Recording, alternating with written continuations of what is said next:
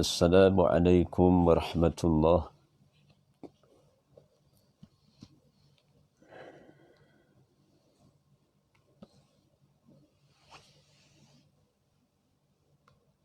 Alhamdulillah allazi 'allama bil qalam 'allama al-insana ma lam ya'lam. Asyhadu an la ilaha illallah wahdahu la syarika lah wa asyhadu anna Muhammadan 'abduhu wa rasuluh. Wassalatu wassalamu Muhammad ibn Abdillah wa ala alihi wa sahbihi ajma'in. La hawla wa la quwata illa billah. Inna lillahi wa inna ilaihi raji'un. Sekalian yang menyaksikan, Allah menjadi saksi utama dan para malaikat mencatat sekalian amalan saya dan di antara kita yang saya mulia dan saya kasihi seluruh ahli keluarga saya, dan kebersamaan kita para muallim-muallimah, para asatizah yang dimuliakan dan diraikan para pencinta dan penuntut ilmu. Keberadaan kita pada petang Ahad ini pada tanggal 17 Ramadan Al-Mubarak, melepasi nisfu Ramadan, dan bagaimana ramai yang meraihkan bersempurnakan dengan nuzul Al-Quran. Alhamdulillah, sukacita pada petang ini saya memilih satu tajuk yang berkaitan dengan hati yang sejahtera. Alhamdulillah, Allah kurniakan suatu kenikmatan, anugerah ilahi dalam penciptaan, bagaimana Allah Subhanahu wa taala menyatakan firman-Nya, firman Allah taala ba'da a'udzu billahi minasyaitonir rajim min hamzihi wa nafthihi wa nafsihi wa nafsin wa massawaha fa alhamaha fujuraha wa taqwaha qad aflaha man zakkaha wa qad khaba man dassaha. Allah Subhanahu wa taala berfirman dalam surah Asy-Syams pada ayat yang ke-7 sehingga ke-10. Mafhum ayat, bagaimana Allah Subhanahu wa taala bersumpah demi jiwa serta penyempurnaannya, yakni ciptaannya. Maka dia sesempurna sifat bagi Allah mengilhamkan, yakni kepada manusia,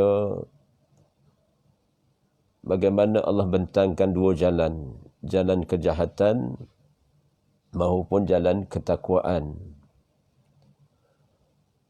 Sungguh beruntunglah orang yang jiwanya asalnya bersih, fitrah, dan terpeliharanya jiwa itu dalam keadaan bagaimana dia memelihara jiwa yang fitrah itu. Maka rugilah orang yang asal jiwanya bersih bertambah-tambah kotor.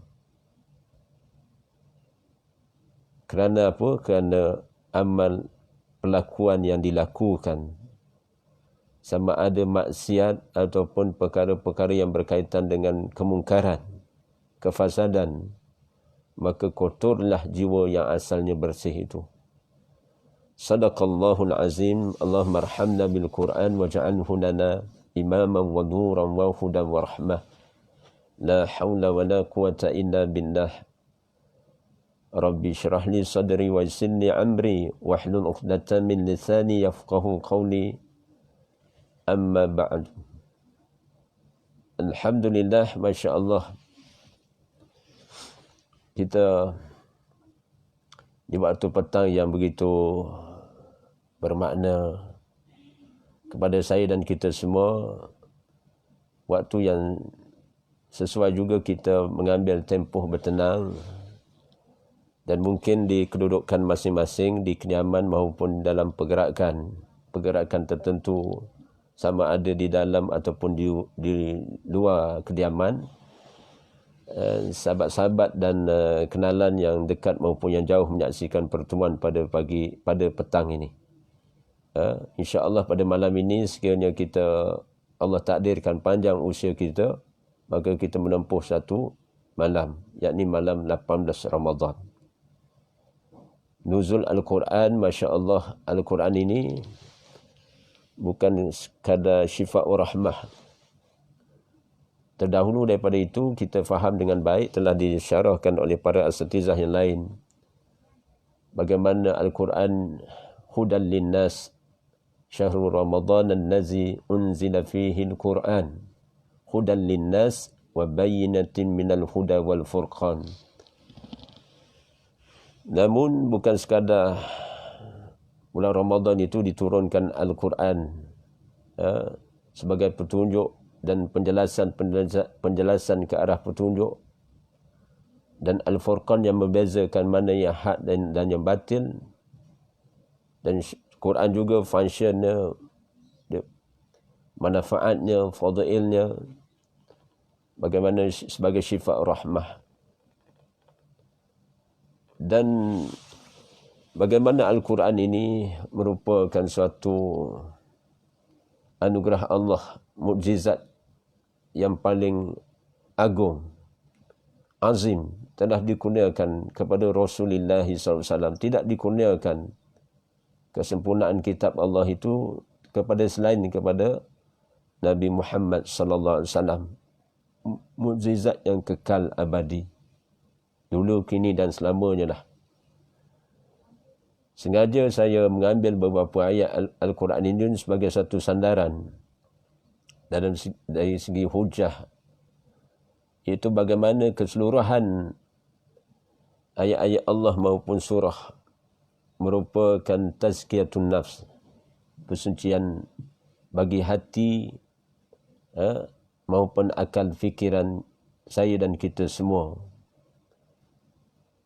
Bagaimana ayat Allah Subhanahu wa taala menyatakan wa nafsim wa massawaha pada ayat yang ke-7 dalam surah Asy-Syams. Asy-Syams maknanya matahari yang terang benderang. Sebelum itu adanya surah Ad-Duha, surah Duha. Sebelum terbitnya duha ada surah yang namanya surah Al-Fajr, wal fajr wal layalil ashr. Sebelum fajar ada satu surah namanya suratul Muzammil, ya ayyuhal muzammil. Dan ada surah pada malam hari, wal laili iza saja, wal laili iza yaghsha, surah Al-Lail. Maka kita di waktu petang ini, al-as, demi masa, maka elok kita mengambil beberapa ayat Allah sebagai satu sandaran. Kemudian saya insya-Allah akan bentangkan bagaimana kisah kisah Rasulullah bersama sahabat, yang bagaimana terdidiknya baginda Nabi SAW dengan didikan ilmu wahyi, yang Rasulullah lah yang menterjemah dan mentafsirkan Al-Quran berdasarkan fi'li maupun qauliyah Nabi SAW maupun takridiyah, diamnya Nabi SAW. Semua gerak-geri Nabi SAW adalah ilham yang datangnya daripada mukjizat ilmu Allah Subhanahu wa taala. Subhana rabbiyal azim, Allahumma salli ala Muhammad wa ala alihi wa sahbihi wa barik wa sallim. Nak menyatakan bagaimana Allah Subhanahu wa taala bersumpah dengan ciptaannya yang berkaitan jiwa, yakni nafsu, yang bagaimana Allah menyempurnakan. Berkaitan juga dengan nafsu ini tempatnya di hati. Jiwa ini adalah berkaitan dengan hati berdasarkan hukum kias, bagaimana dalam secara betapa dalam satu mafhum hadis Nabi SAW, Allah Subhanahu Wa Taala dalam diri kita ini ada seketul, ataupun satu jisim yang Allah kurniakan ciptaannya. Sekiranya hati ini dalam keadaan baik, maka keseluruhan panca indera kita itu akan diguna pakai dengan kebaikan. Tapi sekiranya hati kita ini bermasalah, ada masalah, ada samtira, maka akan terpacarlah amal-amal yang menyeleweng ataupun yang tergelincir daripada syariat Allah, yang nisbahnya boleh mengundang dosa dan nisbahnya boleh mengundang musibah ataupun bala daripada Allah Subhanahu Wa Taala. Taib. Bagaimana jiwa ini Allah sempurnakan? Suatu perkara yang mistik berlaku ataupun secara seni, pelik tapi benar, jiwa ini akan boleh diisi. Boleh diisi dengan beberapa hal. Sehingga jiwa itu akan menjadi, bila diisi dengan perkara-perkara yang hasanah, kebaikan, yang apatah lagi perkara yang telah Allah garis pandukan, yang merupakan perintah daripada Allah Subhanahu Wa Taala. Rupa-rupanya hati pun ada perintah dan larangan. Bagaimana anggota struktur yang lain, telinga yang mendengar, mata yang melihat, termasuklah hati ni. Hati ni ada perintah dan larang. Kita macam berperasaan kata-kata hati kita, ataupun kita ada satu naluri yang mana mungkin kita sangka itu kata-kata hati kita, tapi belum tentu kata-kata hati itu datangnya ilham daripada Allah, ataupun adanya waham, bisikan yang boleh ditenggelam, timbul waswasil khannas dalam surah Al-Falaq. Suratul Falaq, bagaimana Allah Subhanahu Wa Taala garis pandu kepada baginda Nabi SAW dan terpakai kepada kita. Suratul Falaq termasuk surah An-Nas, apatah lagi surah Al-Ikhlas. Suratul Falaq ada dinyatakan qul a'udzu birabbil falaq min syarri ma khalaq. Aku berlindung dengan Rabb manusia yang mencipta, memelihara, mengawasi, menjamin kemaslahatan manusia itu. Kemudian aku berlindung daripada makhluk yang diciptakannya. Mohon perlindungan kepada Rabb daripada kejahatan makhluk yang diciptakannya. Jadi mudah-mudahan hati naluri saya dan hati sanubari saya ini dan kita di antara kita terpelihara daripada godaan, bisikan maupun pengaruh yang boleh bersarang di hati. Termasuklah pengaruh qarin, pengaruh syaitaniyah, termasuk pengaruh nafsu syahwah yang tidak stabil, iaitu tidak mencapai nafsu mutmainnah. Nafsu yang berada di tahap lawamah ataupun waniyazubillah. Minta berlindung daripada Allah Subhanahu Wa Taala, kepada Allah Subhanahu Wa Taala supaya nafsu kita ini tidak amarah. Tidak amarah. Taib. Subhana Rabbiyal Azim. Bagaimana Allah menyatakan pada ayat yang ke-8, dia apabila kita memilih jalan, tarik, jalan, ataupun kita mengikuti satu tarikah, jalan yang telah dilalui oleh baginda Nabi sallallahu alaihi wasallam, yang telah digaris pandu kepada para sahabat didikan Nabi SAW. Masya Allah, kita akan dalam keadaan lebih selamat, lebih dalam keadaan lebih damai dan lebih sejahtera hati kita ini. Kerana didikan Allah dan Rasulnya adalah didikan tarbiyah yang terbaik.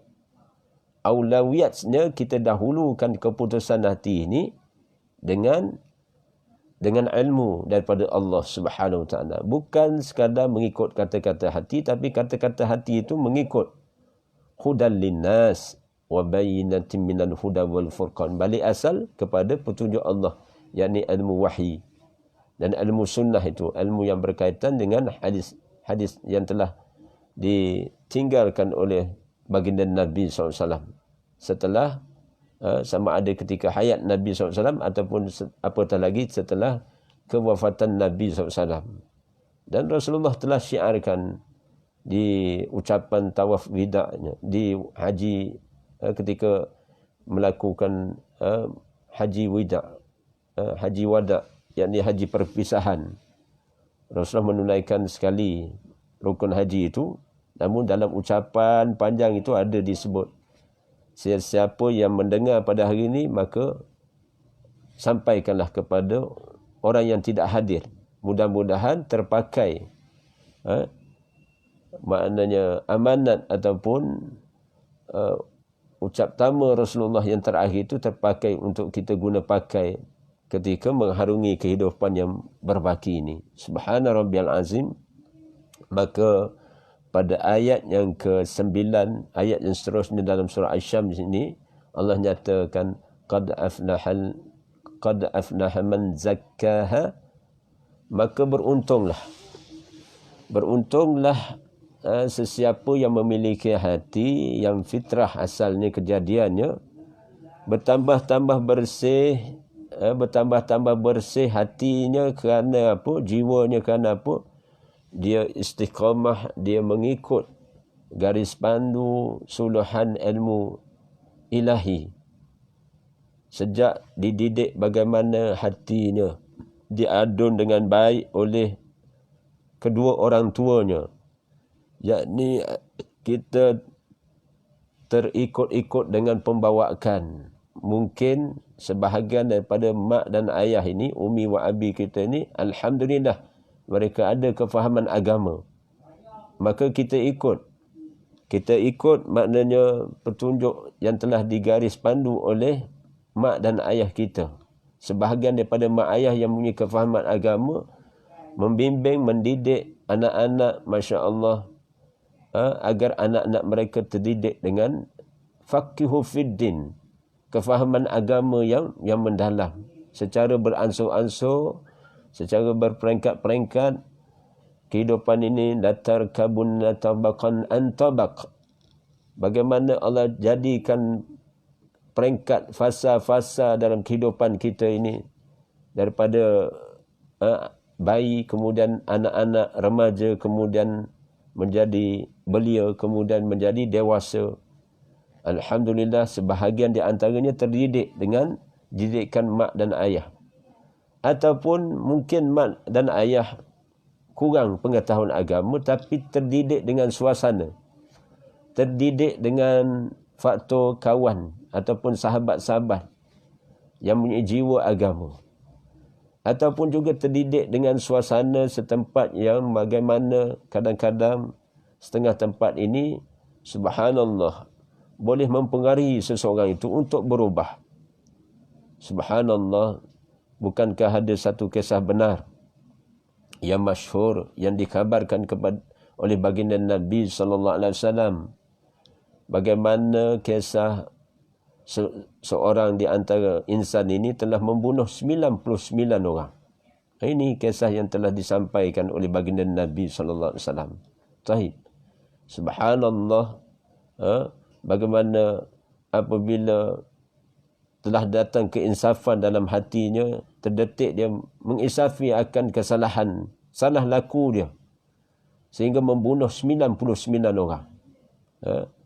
Maka datang keinsafan dan ringkas cerita,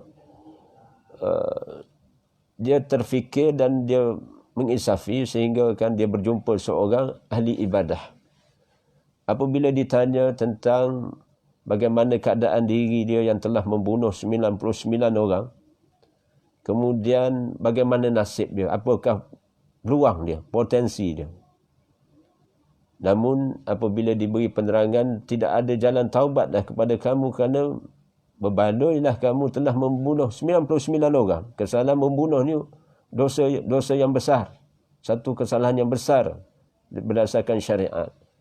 Maka apabila dia mengikut nafsu syahwah dia, amarah dia, perangai dia, tabi'i dia, yang telah terhimpun, bersarang dalam hati dia, maka dia terus membunuh seorang ahli ibadah, maka cukuplah 100.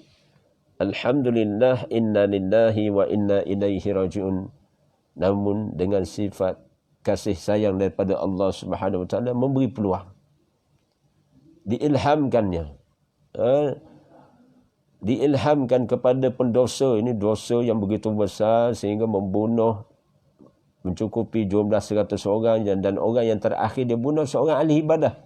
Maka lagi besarlah dosa dia. Tapi datang keinsafan. Sebenarnya keinsafan ini boleh datang dengan anugerah Allah. Dengan bagaimana Allah boleh memilih di kalangan hamba-hambanya yang berdosa, pendosa. Maka Allah boleh beri ilham keinsafan, berfikir dia sejenak sehingga dia makin berfikir setelah membunuh 99 orang, tapi sampai tahap dia membunuh seorang ahli ibadah. Subhana rabbiyal azim, inna lillahi wa inna ilaihi raji'un. Maka makin insaflah diri dia. Kemudian tiba-tiba datang satu ilham, dia mendatangi seorang alim dan dia bertanya tentang hukum. Bagaimana nasib dia, keadaan dia, hakikatnya telah membunuh 99 orang, kemudian membunuh seorang ahli ibadah. Apakah dia punya peluang untuk kembali kepada Allah, bertaubat kepada Allah?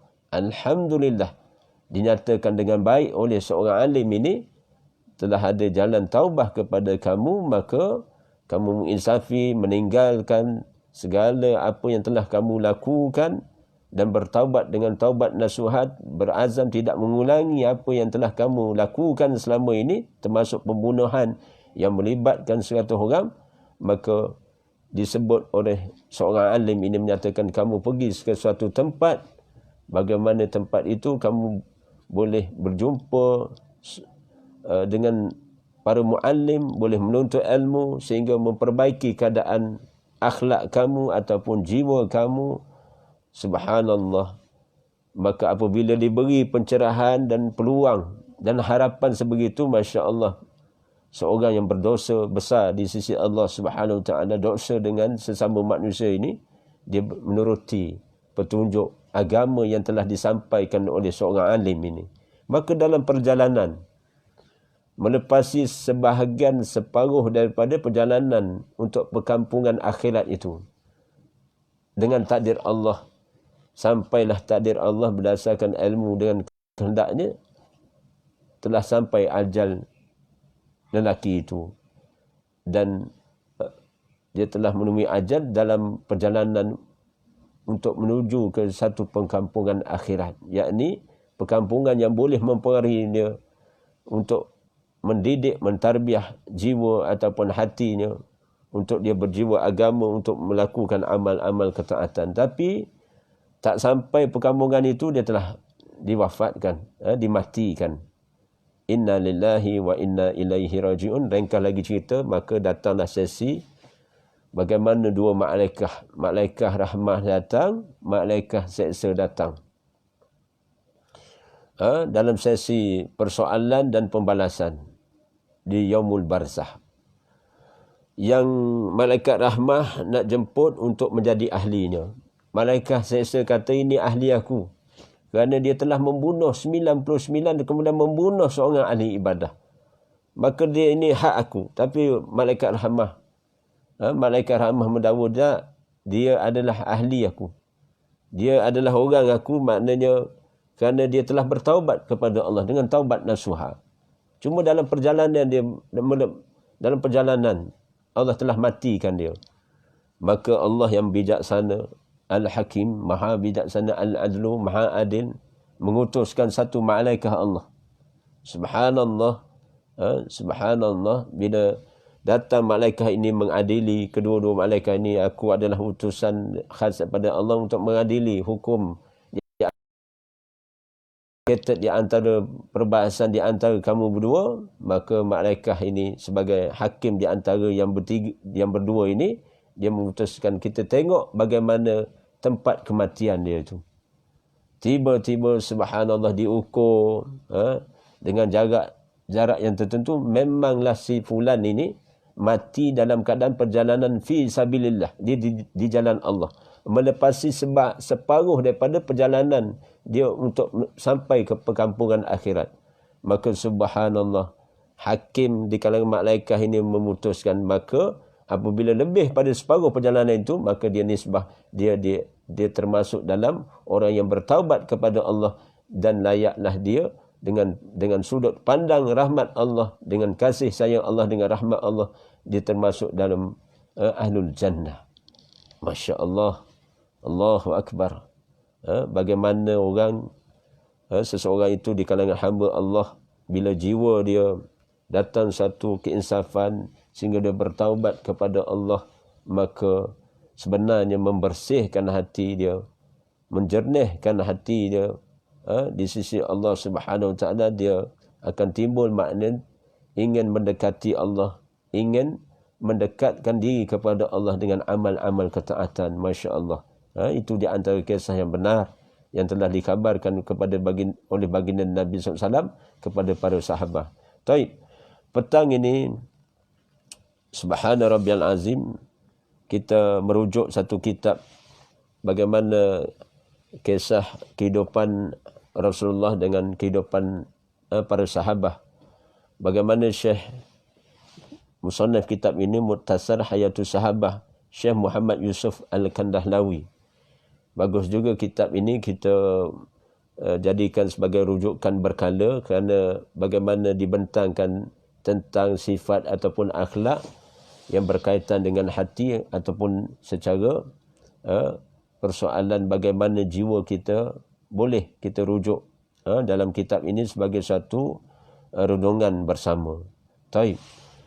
Berdasarkan satu riwayah, Imam Ahmad meriwayahkan daripada isnad Hasan dan An-Nasa'i daripada Anas bin Malik radhiyallahu an, menyatakan ketika kami sedang duduk bersama Rasulullah SAW, maka Rasulullah SAW mengungkapkan, bersabda, sebentar lagi akan muncul di kalangan kalian seorang yang termasuk penghuni syurga. Allahu Rabbi. Bila baca kisah sahabat bersama Rasulullah ni, kita secara santai lah, kisah-kisah ini sebenarnya insya-Allah dia memberi manfaat. Bila kita bertenang tentang hayatus sahabah, kisah hayatus sahabah ini, dia akan memberi input bagaimana pengalaman orang-orang yang terdahulu, apatah lagi golongan yang disebut para sahabah ini, dia termasuk dalam golongan al-muqarrabun. Sejumlah besar mereka itu termasuk dalam golongan al-muqarrabun, kerana mereka mendahului beriman kepada Allah, dan mereka bermujahadah dan melakukan pekerjaan akhirat. Mereka berlumba-lumba, fastabiqul khairat, berlumba-lumba melakukan pekerjaan akhirat. Bagaimana Rasulullah menyatakan suatu ketika di kalangan sahabat, duduk bersama sahabat, maka para sahabat itu, maka Rasulullah mengisyaratkan, sebentar lagi kalian akan tunggulah, akan muncul seorang ahli syurga.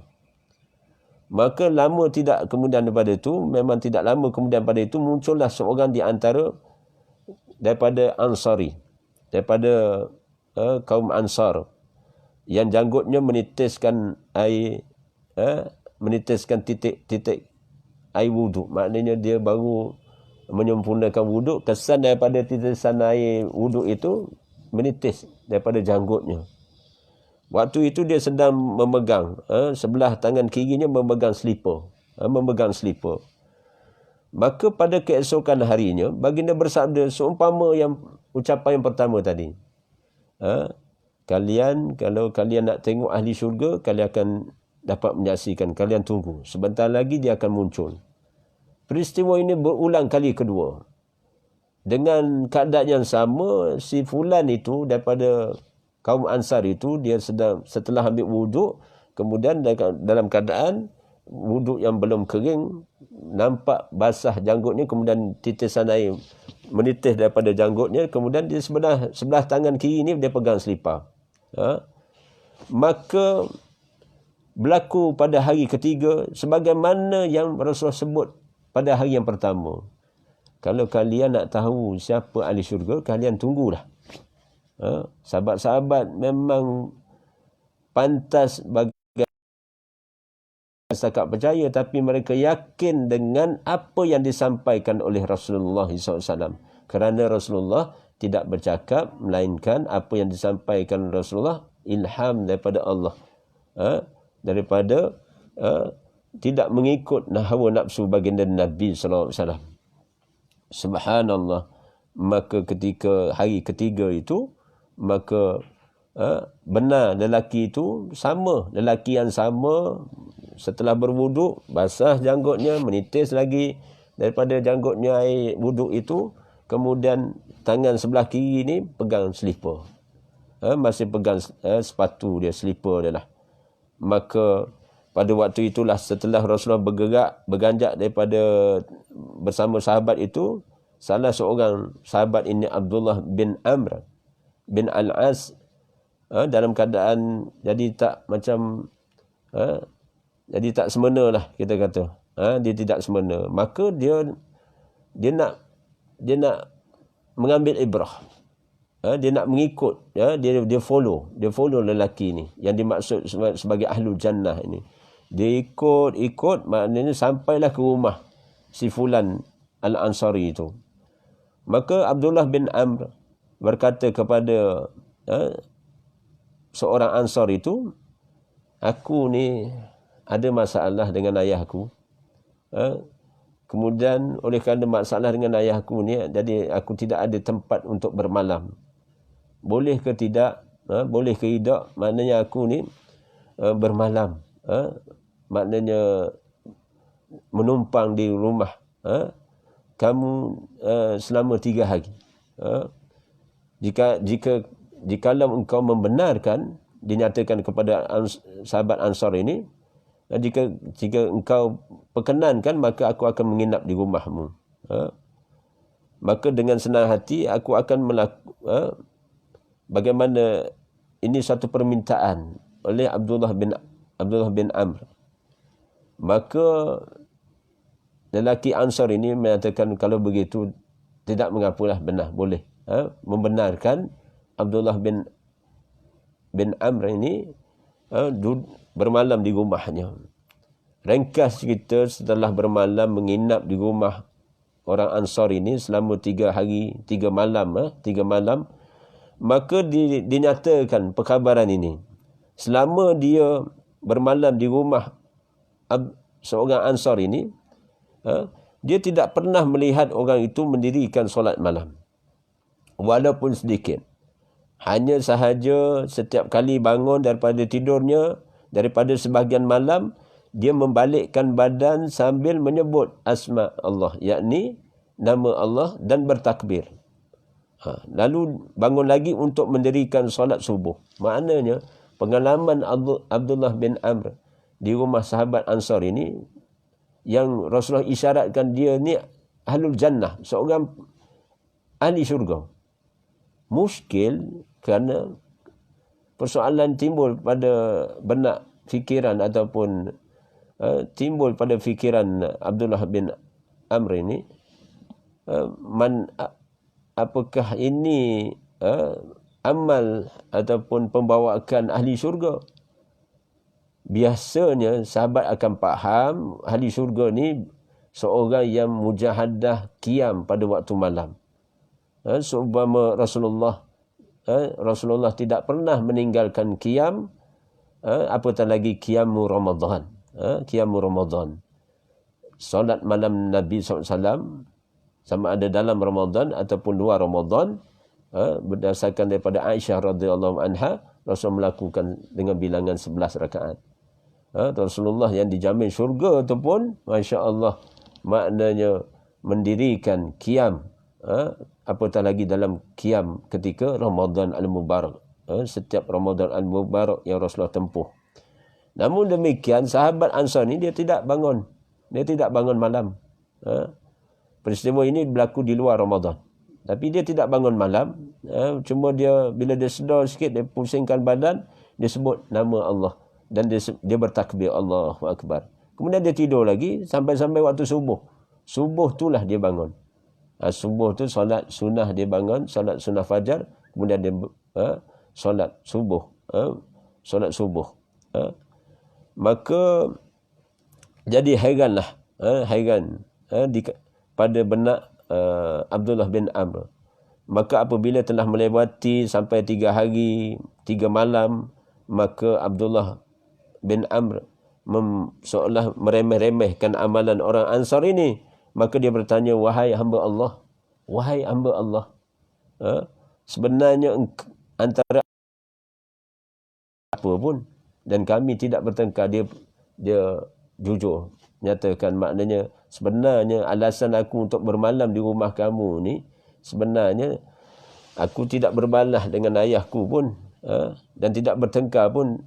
Cuma yang masalahnya, kerana aku mendengar kenyataan Nabi SAW, iaitu mengatakan selama 3 hari Rasul mengulangi perkara yang sama kepada para sahabat. Kalau kalian nak berjumpa ataupun nak melihat seorang ahli syurga, itulah seorang yang akan muncul sebentar lagi.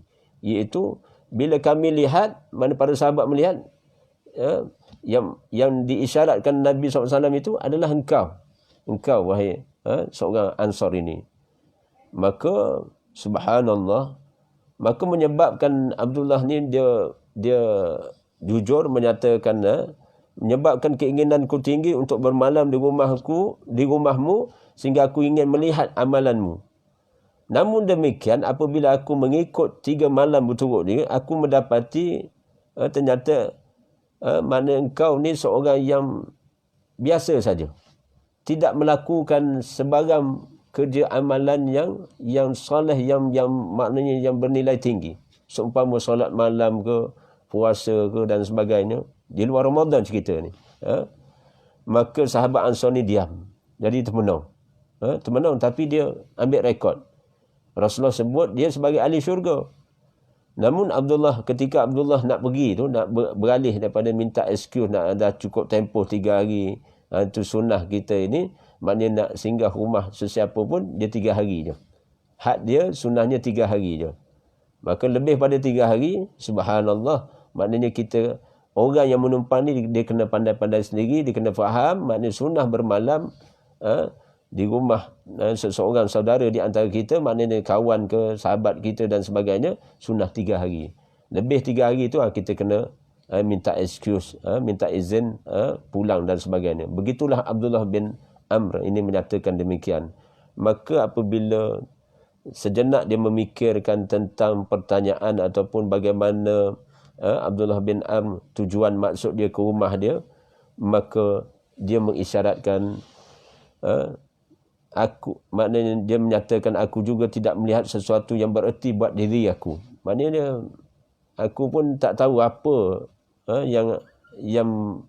yang bernilai atas diriku ini. Hanya yang aku tahu dalam hatiku ini, tak ada rasa dengki dan iri hati terhadap seseorang pun daripada orang-orang Muslim kerana Allah.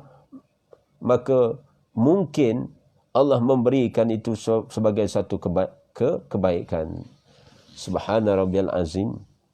Maknanya dia meluahkan satu perasaan, iaitu dia tak adalah amal yang begitu berat, melainkan yang dia amal, maknanya pada hati dia ni tak ada rasa dendam, tak ada rasa hasad dengki. Hati dia tenang, maknanya dia dengan urusan sesama insan dia selesai, khalas. Bila urusan hablum minan nas selesai dengan tenang, dengan baik, maka jiwa akan tenang. Tapi bila tak selesai di antara manusia, maka menyebabkan jiwa dan fikiran kita tidak tenang. Ini yang menyebabkan, ini di antara tanda-tanda bibit-bibit dosa melekat dalam hati ini, yang menyebabkan tidak tenang pada hati seseorang ataupun jiwa seseorang tu. Tapi berlainan yang berlaku kepada seorang sahabat Ansar ini, menyatakan, yang aku perasan, aku ni tak berdendam dengan orang. Di malam hari, maknanya dia maafkan orang, dia berdoa untuk kebaikan semua orang. Jadi dia tak berdendam, dia tidak hasad. Subhanallah. Maka Abdullah bin Amr menyatakan, itulah sebabnya engkau mendapat kedudukan seperti yang dikhabarkan oleh baginda Nabi SAW, iaitu Ahlul Jannah. Masya Allah, kita boleh ambil ibrah pada petang ini. Ini kisah benar yang disampaikan berdasarkan lidah Rasulullah SAW mengesahkan satu pernyataan. Si fulan itu, yang dimaksud itu iaitu seorang Ansar itu, bagaimana jiwanya tenang kerana dia tidak berdendam, tidak iri hati, tidak hasad dengki, tidak maknanya tidak simpan hatilah dengan orang. Dia maafkan orang, kemudian dia berdoa untuk kebaikan orang dan sebagainya. Masya Allah. Ini pada hati saya dan kita semua.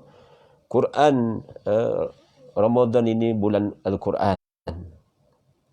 Kalau hati saya dan di antara kita ni ada yang tak tenang, ada yang kita rasa tidak sampai kepada satu maksud, maka suluhan ilmu Allah lah yang terbaik. Kerana telah dinasihati oleh kebanyakan para muallim, para syekh-syekh, dan di kalangan bagaimana para ulama, mereka menyatakan dengan nada yang sama, Masya Allah, dengan nada yang sama, apabila timbul kegelisahan, keresahan, bagaimana hati ini dalam keadaan yang tidak tenang, tidak sejahtera dan sebagainya, maka langkah yang paling awal kepada saya dan kita semua, pertama bertaubah kepada Allah. Yang kedua iaitu bertaubah kepada Allah dan minta maaf atas apa yang dilakukan sesama manusia. Yang kedua iaitu maknanya menyusuri jalan yang telah dilakukan ataupun dilalui oleh baginda Nabi SAW dan para terkesan dengan jalan yang telah dilalui, yang telah dilakukan oleh para sahabat yang terdidik dengan didikan Nabi SAW, itu jalan ilmu wahyi ini. Kerana Rasulullah mempraktikkan dalam akhlak Rasulullah ni, semua ni menterjemah dan mentafsirkan Al-Quran. Rasulullah bercakap dengan apa? Dengan ilmu wahyi. Rasulullah maknanya sifatun Nabi SAW terpengaruh dengan pengaruh yang begitu azim dalam diri jiwa Nabi SAW itu. Kana khuluqu Quran. Bahawasanya akhlak Rasulullah adalah Al-Quran. Rasulullah Al-Quran yang bergerak, menterjemah, menafsirkan Al-Quran itu. Subhanallah. Nak menyatakan apa? Iaitu kita ambil Quran, kita baca, kita tadabbur, kita lihat bagaimana apa maksud yang tersirat daripada tersurat pun ada, tersirat pun ada. Yang dimaksudkan Al-Bayinah itu apa, Al-Furqan itu apa. Subhanallah. Itu di antara, insya-Allah bila kita meneliti kata-kata Allah ini, kita akan dapat jalan untuk kembali ke maknanya kepada fitrah agama Allah, yakni kembali kepada kehendak Allah Subhanahu Wa Taala. Taib. Di antara beberapa minit yang baki ini nak menyatakan satu kisah, iaitu Abu Nu'aim meriwayahkan daripada Ibnu Mas'ud radhiyallahu an. Dia menyatakan, Ibnu Mas'ud radhiyallahu an menyatakan, jika kalian melihat salah seorang saudara kalian melakukan dosa, maka janganlah kalian membantu syaitan untuk mengalahkan dirinya dengan berkata, Ya Allah, hinakanlah dia. Ya Allah, kutukkanlah dia. Tetapi mohonlah ampun baginya. Sesungguhnya kami para sahabat, yakni sahabat kepada baginda Nabi Muhammad sallallahu alaihi wasallam, tidak pernah membicarakan sesuatu pada diri seseorang. Sesungguhnya kami tidak pernah membicarakan sesuatu pada diri seseorang sehingga kami mengetahui bagaimana keadaannya ketika meninggal dunia. Jika dia meninggal dalam keadaan baik, maka kami tahu bahawasanya dia memang mendapat kebaikan. Jika dia meninggal dalam keadaan buruk, maka kami pun berasa khawatir terhadap keadaannya nanti. Allahumma salli ala Muhammad wa ala alihi wa sahbihi wa barik wa sallim. Bagaimana sifat sahabah ini berdasarkan daripada Ibnu Mas'ud radhiyallahu an menyatakan bagaimana sifat sahabat terkesan dengan didikan Nabi sallallahu alaihi wasallam, dengan tarbiyah Nabi sallallahu alaihi wasallam, iaitu apabila mereka melihat seseorang itu melakukan dosa, mereka tidak pantas untuk menghukum, menghina, maknanya mengutuk ataupun caci maki dia. Tapi maknanya para sahabat akan mendoakan si fulan itu. Begitulah Rasulullah SAW. Bukankah Rasulullah SAW ditentang sehingga dizalimi, dikhianati, dizalimi sehingga ada agenda untuk membunuh baginda Nabi SAW oleh pemuka-pemuka. Apa balasan? Bagaimana timbal balik kepada perlakuan sebegitu kepada pemuka-pemuka Quraisy itu? Benar, ada kala maknanya Rasulullah akan apabila diperlakukan di depan Kaabah ketika itu Rasulullah diperlakukan. Ada 8 orang pemuka Quraisy. Salah seorang di antara mencabar di antara mereka, siapa yang berani letak, maknanya sanggup ambil bangkai unta, perut unta yang telah mati beberapa hari, maknanya bangkai unta itu dalam keadaan masih ada dalam keadaan bau busuk itu, diletakkan di atas belakang baginda Muhammad sallallahu alaihi wasallam. Diletakkan. Waktu itu Rasulullah sedang sujud depan Kaabah. Maka salah seorang yang paling gedebel ni ambil letak atas belakang Rasulullah yang sedang sujud depan Kaabah itu. Subhanallah, perkara itu benar-benar berlaku dan jadi viral di sekitar Mekah itu, depan Kaabah itu, sampai ke pengetahuan Fatimah. Fatimah berlari-lari daripada rumahnya sambil menangis sehingga mendapat isyarat betapa ayah dia diperlakukan demikian. Sehingga sambil berlari itu Fatimah radhiyallahu anha sambil menangis, sambil dia mencelakakan beberapa orang abu, yang termasuk Abu Jahal, Abu Lahab dan sebagainya, yang bersukaria menjadikan Rasulullah sebagai tontonan mereka, menghina Rasulullah, meletakkan bangkai kambing huta di belakang Nabi SAW itu. Waktu itu Rasulullah tidak bingkas terus bangun, melainkan Fatimah lah yang ambil bangkai perut unta itu keluar, buang daripada badan Rasulullah SAW ketika sujud itu. Maka selepas itu, beberapa ketika itu, barulah Rasulullah mendongakkan kepala. Dan Rasulullah waktu itu, riwayah menggambarkan Rasulullah sempat melihat maknanya siapa yang menzaliminya di waktu dalam keadaan dia sedang sujud di hadapan Allah Subhanahu Wa Taala di depan Kaabah itu. Pada waktu itulah bila Rasulullah mendongakkan kepala dengan penuh kesabaran, penuh sabar Rasulullah SAW, melainkan Rasulullah angkat tangan begitu tinggi. Waktu itu Rasulullah berdoa. Rasulullah sebut seorang demi seorang. Seorang demi seorang Rasulullah sebut nama. Abu Jahal, Abu Lahab, ada beberapa Abu ketika itu. Subhanallah.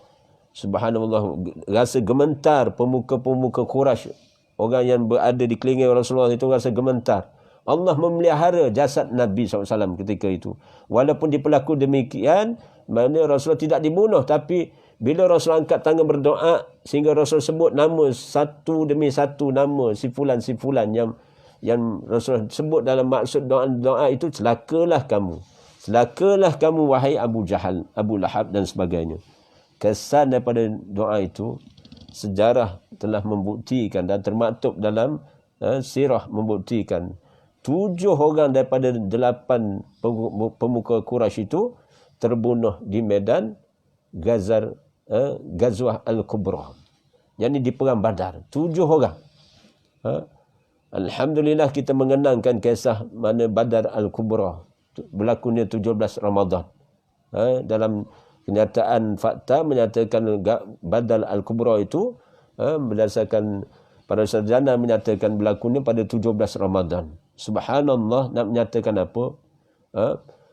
Ada kala Rasulullah berdoa sehingga datang kegerunan, Allah tunaikan makna gementar pada jiwa pelaku yang menzalimi Nabi SAW. Berbayar tunai di masa perang Badar. Seorang tu mana kemudian mati juga. Setelah dalam tempoh tidak berapa lama itu, yang ke-8 itu mati. Dimatikan Allah dengan azab turun daripada langit, daripada kerajaan Allah, sehingga seketul batu ataupun daripada azab Allah mengenai lelaki itu. Dia sakit kemudian membawa kepada kematian. membawa kepada kematian. Inna lillahi wa inna ilaihi rajiun. Namun demikian, di banyak peperangan ada masa Rasulullah berdoa di kemuncak peperangan. Rasulullah akan berdoa, wahai Allah, ya Allah, sesungguhnya kaumku tidak mengetahui. Sesungguhnya kaumku tidak mengetahui, mereka jahil, mereka tidak mengetahui. Maka engkau berilah taufik dan hidayah. Maknanya masih lagi Rasulullah mohon taufik dan hidayah, supaya yang menghukum selayaknya, yang beri taufik hidayah ni hak milik Allah. Dan Rasulullah memahami hakikat itu. Itu yang berlaku ketika Rasulullah berdepan dengan di hujung kematian hayat Abu Talib. Rasulullah memang sungguh mengharapkan Abu Talib ini dibuka pintu hidayah, pintu hatinya. Namun Allah selayaknya dengan sifat Allah yang maha bijaksana, Rasulullah diperjelaskan bagaimana hak milik hidayah itu adalah dalam kekuasaan kami, kata Allah, adalah dalam petunjuk Allah. Bukan maknanya kuasa ataupun sesiapa yang boleh menentukan qada hidayah itu. Hanya milik Allah. Kita hanya menyampaikan risalah agama ini. Yang memberi hidayah dan petunjuk kepada maksud, sampai kepada maksud, Allah sifatnya Al-Hadi. Al-Hadi. Allah yang sifatnya Al-Hadi. Subhanallah. Jadi atas kisah ini, subhanallah, bagaimana sahabat tidak berbicara keburukan sahabat yang lain, maknanya mempelekehkan, menghina sahabat-sahabat yang lain, memburuk-burukkan keadaan dan sebagainya, sehingga maknanya si fulan yang melakukan dosa ataupun kesalahan itu jadi rasa terhina. Melainkan ada kes-kes tertentu apabila Allah dan Rasulnya memanggil mereka, seumpama satu kesalahan yang dilakukan oleh beberapa orang sahabat, 3 orang sahabat yang tidak ikut berperang, sedangkan hayya 'alal jihad telah berkumandang dan Rasulullah mengisyaratkan maknanya panggilan jihad. Maknanya minta komitmen para sahabat menyertai perang, satu peperangan, menumbuhkan satu ketenteraan yang kuat. Tiba-tiba sahabat 3 orang ini, subhanallah, mengabaikan seruan Allah dan Rasul itu. Maka Allah sendiri mengkhabarkan kepada baginda Nabi SAW. Sehingga Rasulullah ambil keterangan bila sahabat-sahabat ini datang menghadap Rasulullah, sehingga Rasulullah kenal pasti 1 ke 2 ke 3 orang itu yang beralasan yang tidak munasabah, kerana kepentingan peribadi, ada maknanya masih menyimpan kira-kira untuk bajet kepentingan peribadi, untuk maknanya berseronok, maknanya tidak mementingkan panggilan Allah dan Rasul, mementingkan keperluan keluarga, isteri dan anak-anak saja, sehingga mereka sayangkan meninggalkan kebun mereka dan sebagainya. Subhanallah, akhirnya bila mereka datang kepada Rasulullah dalam keadaan yang maknanya dalam keadaan menahan kemarahan dengan penuh kesabaran, namun Rasul tidak bercakap. Dan Rasul mengisyaratkan sampai kepada isteri sahabat-sahabat ini pun, Rasul memberi isyarat supaya pulaukan dalam tempoh tertentu.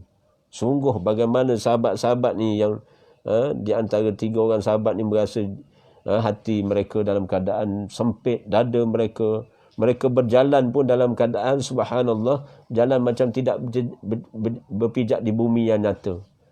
Kerana apa? Apabila mereka melihat mereka mendatangi Nabi SAW, Rasul tidak menjawab salam mereka. Subhanallah, Rasul tidak mengedahkan mereka selama beberapa hari. Subhanallah, kisah itu seingat saya dalam 40 hari. Taubat di kalangan mereka yang tidak mengikut perang itu berlangsungnya tempoh sampai 40 hari seingat saya. Maka datang satu isyarat bila mereka menginsafi, mereka bertaubat, mereka maknanya berazam tidak mengulangi segala perkara yang mereka telah lakukan, mendahulukan yang lain sepada Allah dan Rasul.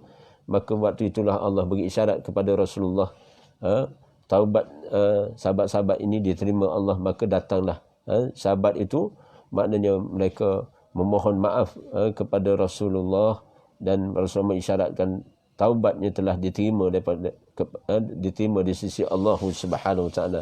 Jadi nak menyatakan apa maksudnya dalam kisah ini, sahabat-sahabat mereka tidak mudah menghukum, dan kita boleh ambil ibrah kisah ini bagaimana hati mereka itu. Sebenarnya jiwa mereka besar.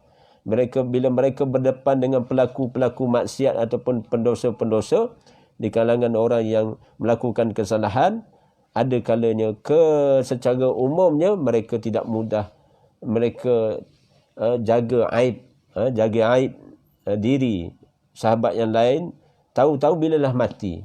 Kalau nak tahu seseorang tu baik ataupun jahat, kebaikan terselah pada itu apabila mati. Sebenarnya hakikat kebaikan ataupun kejahatan seseorang ini apabila dah mati. Kadang-kadang Allah zahirkan. Apabila dah mati, kadang-kadang Allah zahirkan kebaikan seseorang itu yang mungkin pada perkiraan kita tidak kita ketahui. Contoh, telah saya khabarkan bagaimana apabila wafatnya Sayyidina Ali karamallahu wajhah, menantunya Nabi SAW. Seorang yang miskin tapi terbela dengan berada di sisi hidup bersama Rasulullah sebagai pak mertuanya. Tapi Sayyidina Ali tidak mengambil kesempatan, walaupun Rasulullah sebagai ketua pentadbir yang disebut pada waktu itu Prime Minister bagi kerajaan Islam yang pertama, iaitu Perdana Menteri yang pertama bagi kerajaan Islam di Yasrib, di Madinah Al-Munawwarah. Tapi Sayyidina Ali tidak mengambil kesempatan, hidupnya dalam keadaan sederhana, miskin, qanaah, cukup sekadar mana. Tapi bila mana wafatnya Sayyidina Ali, baru diketahui oleh balu-balu di sekitar perkampungan itu, baru mengetahui yang selama ni mereka menikmati buah tangan, maknanya makanan, bekalan makanan di pintu rumah mereka selama bertahun-tahun, selama ini diberi oleh Sayyidina Ali secara berkala. Tiba-tiba bila matinya terhenti amalan itu. Rupanya baru mereka tahu ini hasil tangan seorang yang dikenali sebagai menantu Rasulullah, iaitu Sayyidina Ali karamallahu wajhah. Sayyidina Ali mengharapkan hanya keredaan wajah Allah Subhanahu Wa Taala untuk menghukumi dia sebagai seorang di antara orang yang paling dekat dengan Nabi SAW. Jadi nak sebutnya setengah kes, maknanya mati baru tahu kebaikan itu. Begitulah keburukan. Kalau kita tahu lepas seseorang itu bila mati, keburukan dia, kita tutup aib dia. Kita tutup aib dia dan kita doakan dia. Kerana kita bimbang, maknanya di kalangan sahabat pun bimbang, khawatir, maknanya keadaan di hari pembalasan, di yaumul barzah. Apa nasib pendosa itu berada di alam barzah. Kerana ada kenyataan rasmi Rasulullah sendiri dalam beberapa riwayat hadis, Rasul terbuka bagi pandangan Rasulullah melihat bagaimana ada penghuni barzah diseksa, diazabnya dalam kubur. Subhanallah. Kerana di antara kesalahan mereka apa itu, di antaranya kerana mengambil hak orang. Dan di antara itu, satu kes itu, seorang di kalangan sahabat yang tidak menunaikan, menyempurnakan qada hajat dia, kemudian diterkesan sampai tidak menyempurnakan wuduknya. Bila qada hajat termasuk wuduknya tidak sah, tidak meratakan cara pengambilan wuduk dan sebagainya, tidak rata, dia ambil ringan. Jadi ketika qada hajat, ketika buang air kecil, dia basuh dalam keadaan tidak tertib, tidak suci, jadi tabiat, sehingga kan maknanya dia tarafnya hidup bersama Rasulullah ni. Hidup bersama Rasulullah ni. Maknanya ada yang maknanya meringan-ringankan perkara sunnah itu. Tiba-tiba bila mati, Rasul lalu kawasan perkuburan itu, Rasul lihat adanya, maknanya orang yang mati ni diseksa kerana tidak menyempurnakan qada hajatnya, tidak bersuci dalam keadaan yang tertib bagaimana telah dianjurkan oleh baginda Nabi SAW. Subhanallah. Nampak? Maknanya hal seumpama itu pun diseksa dalam alam barzah. Bagaimana wal'iyazubillah kita ni umat mutahirin, saya dan kita semua, mudah-mudahan Allahumma hasibni hisaban yasira. Allahumma hasibni hisaban yasira. Ya Allah, hisablah daku hisab yang murah, yang mudah, yang ringan. Cuba doa ini dapat dihafal dengan baik. Allahumma hasibni hisaban yasira. Dia berada dalam isyarat dalam surah Al-Insyiqaq. Bila mana Allah nyatakan fa amma man utiya kitabahu biyaminih fasawfa yuhasabu hisaban yasira. Adapun orang yang diberi kitab amalan sebelah kanan tangan kanan mengisyaratkan tangan kanan, bila sebelah kanan saja datang, belakang kitab amalan tu datang sebelah kanan, tangan kanan akan mencapai, dia akan, sebenarnya itu tanda dia akan dihisap dengan hisap yang mudah. Maksudnya ayat itu dalam surah Al-Insyiqaq itu, sesiapa yang nasibnya terima kitab sebelah kanan, maka isyarat itulah tangan kanan dia akan capai. Waktu itu dia mendapat isyarat, itu dia akan dihisap dengan mudah. Jadi bila turun ayat ini, Rasulullah berdoa. Bila turun surah ini, Rasulullah berdoa, Allahumma hasibni hisaban yasira. Kita boleh niat jamak untuk seisi keluarga kita, Allahumma hasibna hisaban yasira. Ya Allah, hisaplah kami dengan hisap yang mudah, yang ringan dan sebagainya. Jadi penghujung ini sebagai satu khulasah di ambang kita berbuka puasa iftar ini, subhanallah. Bagaimana Allahumma salli ala Muhammad wa ala alihi wa sahbihi wa barik wa sallim. Saya tutup dengan satu kisah lagi, iaitu Imam Ahmad meriwayatkan daripada Aisyah radhiyallahu anha, menyatakan ada seseorang yang meminta izin untuk masuk ke rumah baginda Nabi sallallahu alaihi wasallam. Ketika itu Rasul berbisik, orang ini tidak baik. Rasul berbisik kepada Aisyah, orang ini tidak baik. Ketika itu orang itu sedang masuk, maka baginda membentangkan tangannya, makna menghulurkan tangannya dan menyambut dengan ramah sekali. Ketika orang tu pergi, datang pula orang lain minta izin masuk. Ada seorang lain pula masuk. Kemudian Rasulullah berbisik, orang ini baik. Orang ni baik. Tadi orang yang datang kali pertama tadi, orang yang pertama tadi tidak baik. Tiba-tiba datang yang kedua ini, Rasulullah kata orang ni orang yang baik, orang yang soleh, orang yang soleh. Maka masuklah orang itu. Kemudian Rasul menyambutnya dengan cara yang biasa-biasa saja. Yang biasa-biasa saja, tidak seramah yang sambutan yang pertama ketika orang yang pertama datang, orang yang tak baik tadi. Subhanallah. Maka ketika orang yang kedua ini keluar, maka Aisyah bertanya, ya Rasulullah, orang yang pertama meminta izin untuk masuk rumah dan engkau mengatakan seumpama yang telah engkau katakan. Yang ini berbisik kepadaku, kata Aisyah, maknanya orang ni orang tak baik. Kemudian engkau menyambutnya dengan ramah tamah, dengan penuh rahmah tamah, sopan dan sebagainya. Lalu engkau menyambut kedatangan orang yang kedua ni biasa-biasa saja. What happened? What happened? Apa sebenarnya yang berlaku ni? Sebenarnya apa? Apa kebarang ni? Kalau bahasa sekarang kita, apa kehar ni? Apa barang ni ini? Lalu subhanallah, bila ditanya hal demikian, maka Rasulullah menyatakan, wahai Aisyah, sesungguhnya orang yang paling buruk adalah kejahatan yang ditakutinya. Bila Aisyah bertanya tentang sambutan Rasulullah, tentang dua sambutan yang berbeza, kepada orang yang baik dilayannya biasa-biasa, tetapi kepada orang yang tak baik dilayannya baik. Lebih meraihkan.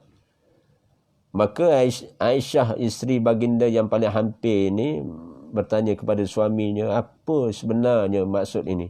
Maka baginda menyatakan, wahai Aisyah, sesungguhnya orang yang paling buruk itu adalah kejahatan yang ditakutinya. Maknanya Rasulullah SAW secara bijaksana, Rasulullah yakin orang yang dah baik ni baik dah, alhamdulillah, maka biasa saja.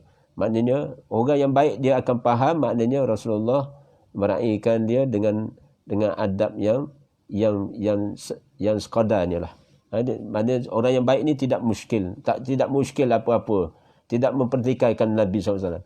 Kalau seorang itu tidak baik, apabila dia berjumpa seseorang, dia tidak baik, ada perangai yang tidak baik, ada perasaan baran dan sebagainya, ataupun dia marah, ataupun dia seorang yang tidak baik, dia tidak baik, maka subhanallah, akhlak Rasulullah menjernihkan keadaan, sehingga terkesan pada boleh, oleh kerana akhlak Nabi SAW inilah sebenarnya telah berlaku beberapa kes yang sebelum ataupun selepas ini, selepas itu, bagaimana Rasulullah menyantuni orang-orang yang membenci baginda Nabi SAW.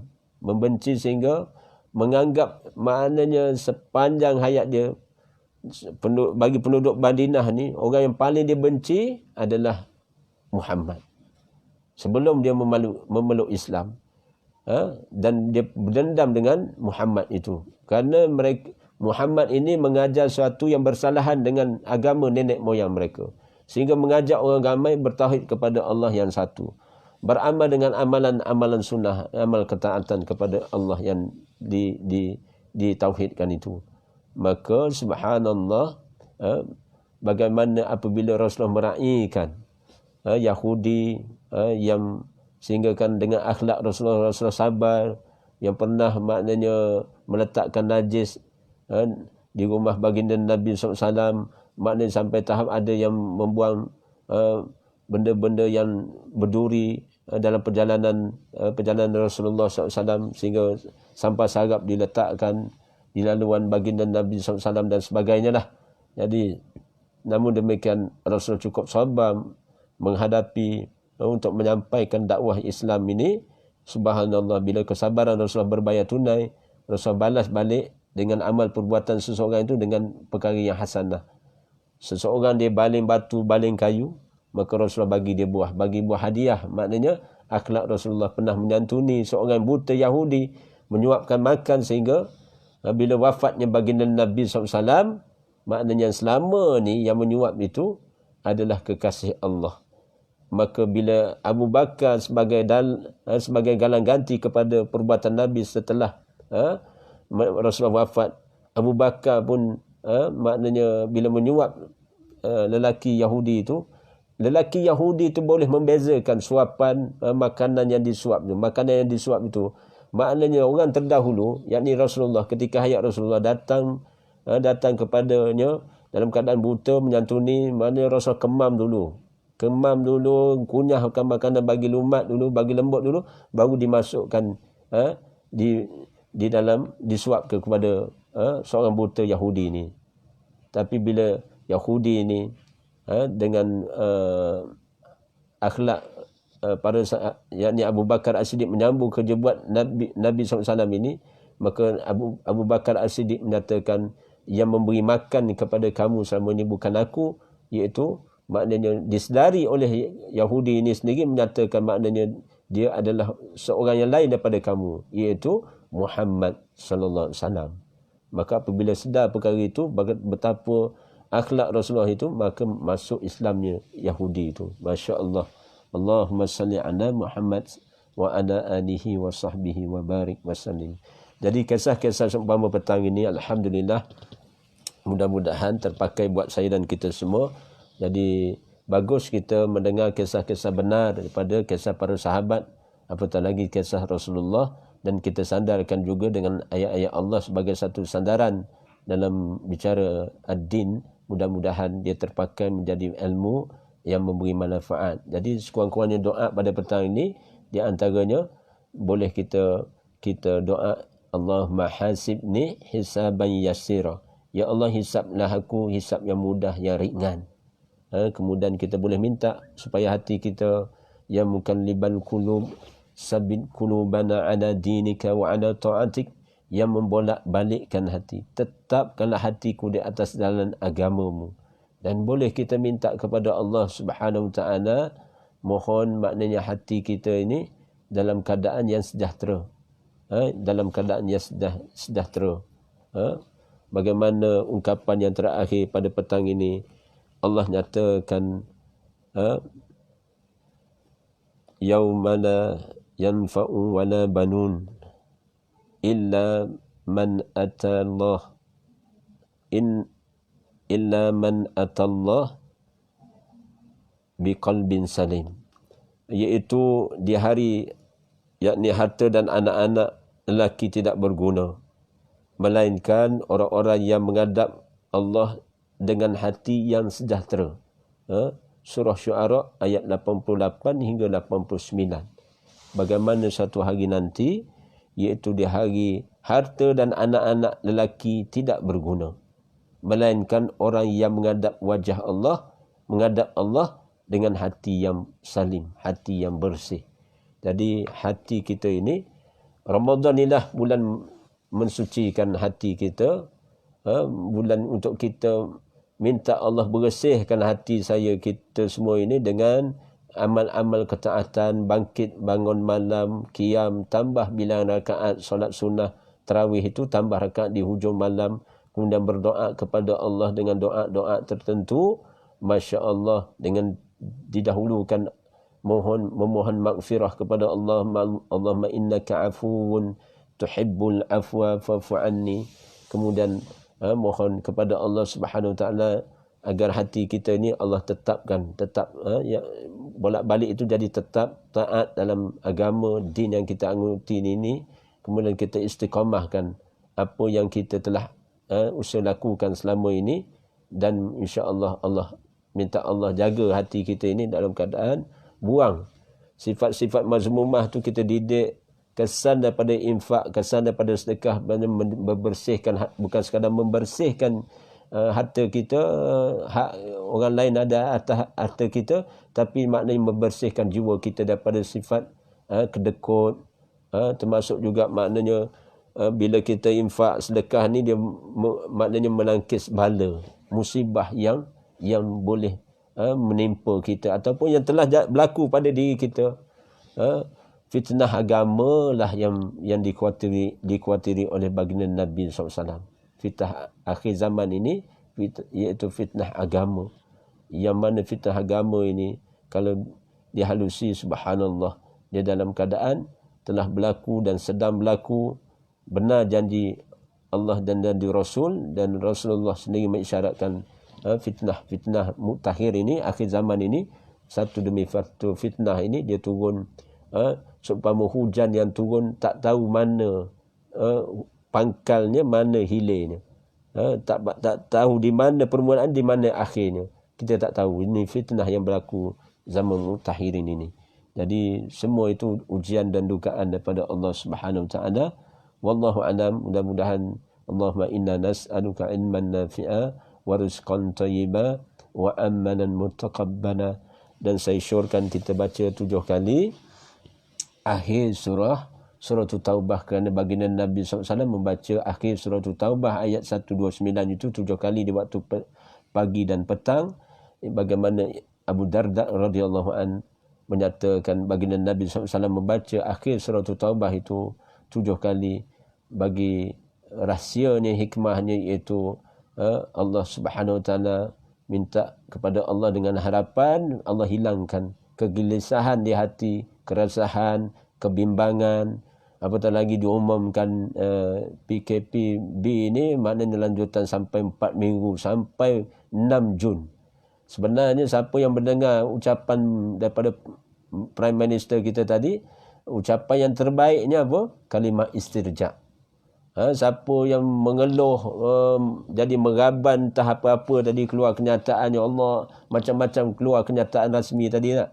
Sebenarnya bila Prime Minister, Perdana Menteri, dia berucap itu berdasarkan fakta, mengambil kira pandangan pakar, dan dari segi maslahat untuk jangka panjang dan sebagainya, dari segi faktor-faktor tertentu, maka kita sebagai rakyat ini, sebagaimana apabila ditimpa musibah sesuatu, termasuk kita kena taat dalam beberapa perkara, maka ucapannya yang terbaik iaitu inna lillahi wa inna ilaihi raji'un.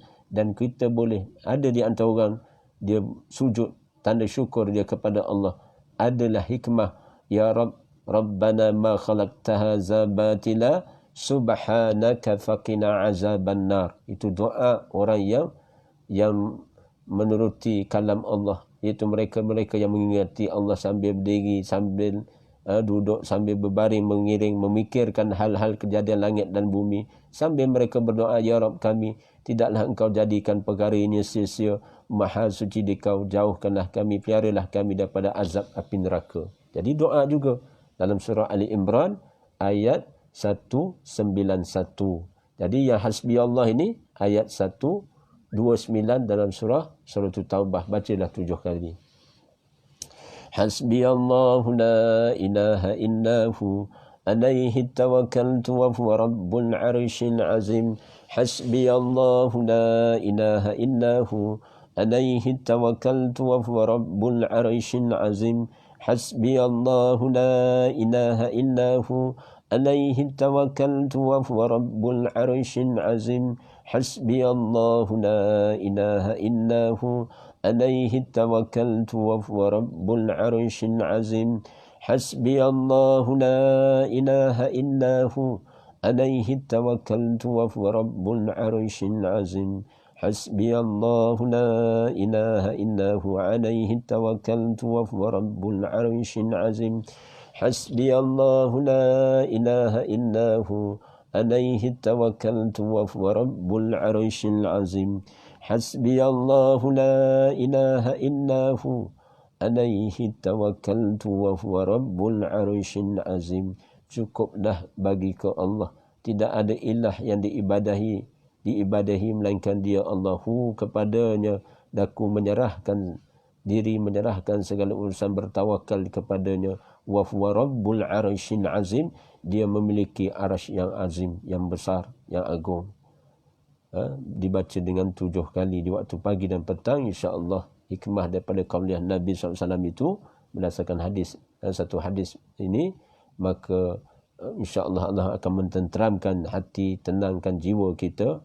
Insya-Allah kita akan terpelihara dan bersama dengan kita dengan pertolongan Allah Subhanahu Wa Taala, dan Allah akan bantu kita dalam tempoh sampailah kita menemui Allah dalam keadaan hati yang salim, yang sejahtera, sebagaimana dinyatakan dalam surah Syu'ara ayat 88 hingga ayat 89 tadi, insya-Allah. Wabillahi taufiq wal hidayah. Wassalamu alaikum warahmatullahi.